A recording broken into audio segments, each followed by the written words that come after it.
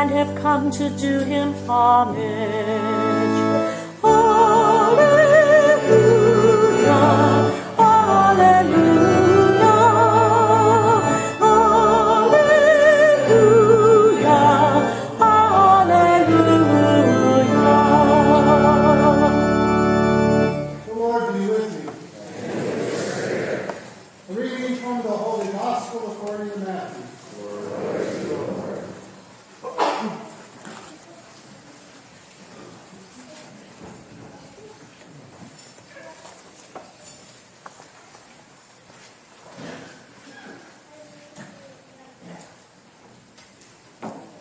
When Jesus was born in Bethlehem of Judea, in the days of King Herod, behold, Magi from the east arrived in Jerusalem, saying, Where is the newborn King of the Jews? We saw his star at rising, and have come to do him homage. When King Herod heard this, he was greatly troubled, and all Jerusalem with him. Assembling all the chief priests and the scribes of the people, he inquired of them where the Christ was to be born. They said to him, In Bethlehem of Judea, for thus it has been written through the prophet, And you, Bethlehem, land of Judah, are by no means least among the rulers of Judah, since from you shall come a ruler who is to shepherd my people Israel. Then Herod called the Magi secretly and ascertained from them the time of the star's appearance. He sent them to Bethlehem and said, Go and search diligently for the child. When you have found him, bring me word that I too may go and do him homage.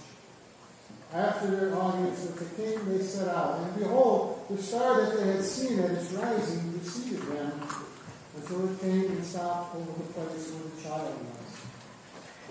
They were overjoyed at seeing the star, and on entering the house they saw the child with Mary, his mother. They prostrated themselves and gave him homage. They opened their treasures and offered him gifts of gold, frankincense, and myrrh. And having been warned in the dream not to return to Herod, they departed for their country by another way. The Gospel of the Lord. Praise to you, Lord Jesus Christ.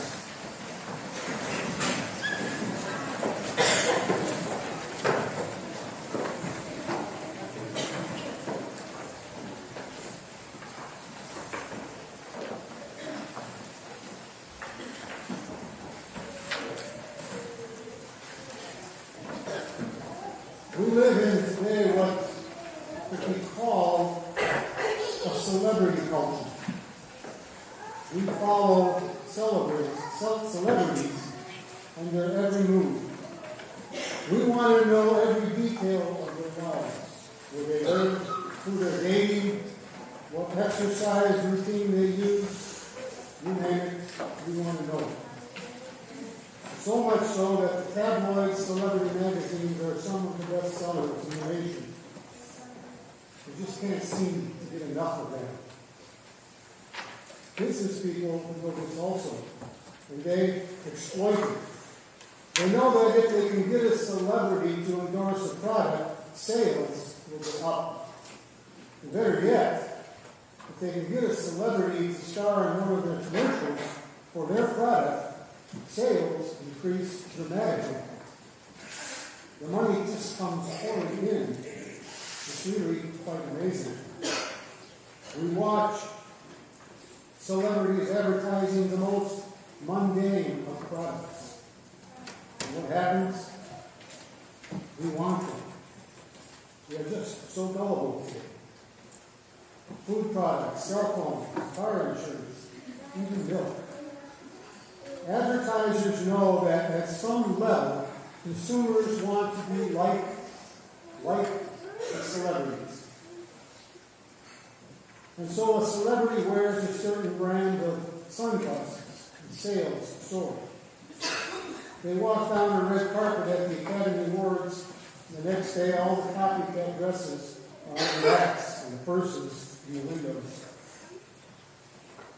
But there is one celebrity most of us would never want to be. One one person of such importance whom we would never want to trade places with. One shining star from whom we often run from, not towards. That's Jesus. Ask yourself, would I really want to have lived his life? Would I want my life to play out as his did? Would I want to go where he had to go? Would I want to be him?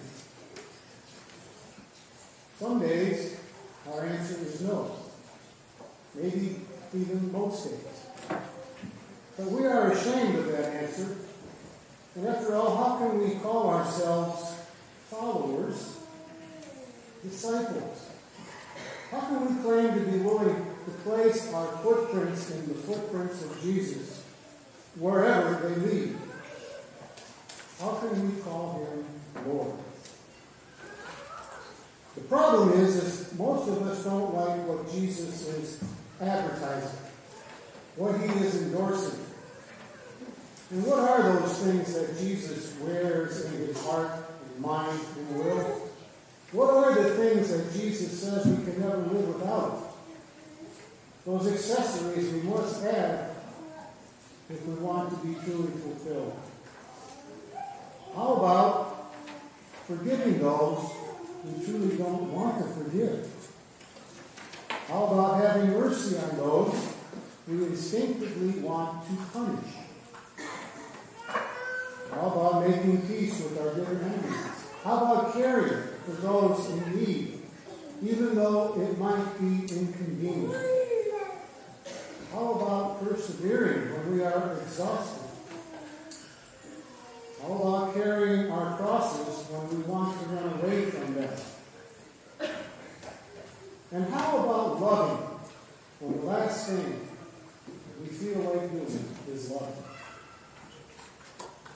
This is what Jesus is selling. And the question is, are we buying it? Today we celebrate Epiphany. And we remember the journey of the Magi who followed a star, a light in the sky, and found the light of the world. They followed that light wherever it took them, no matter how far it was from their homeland, from what they knew, from their comfort zone. And they were not disappointed. In fact, the scriptures tell us they were overjoyed. And something tells me that they probably never were the same again. That same light they followed and that same light they found, very same, is available to us. We need not be in darkness any longer. We need not fear the future or the unknown, because God is there always to light our way.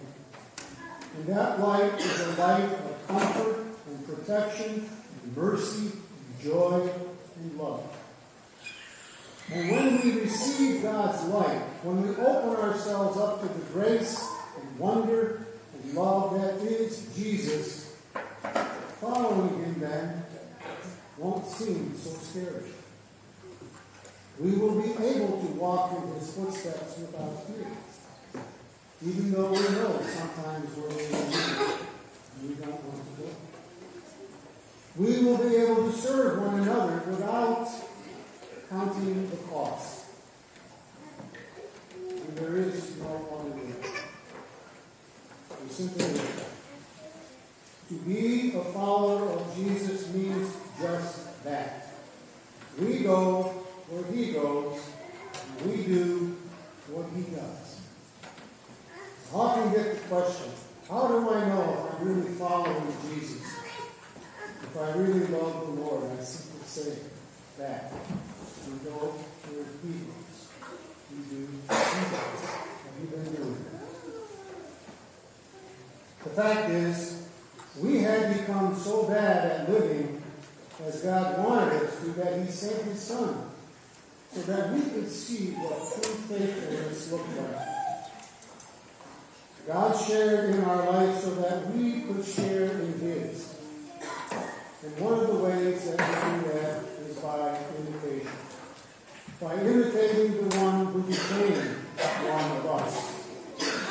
That's the whole miracle of the incarnation that we celebrate in this season. Not so that we can admire Him from afar, but so that we can enter into and be a part of the very life of God.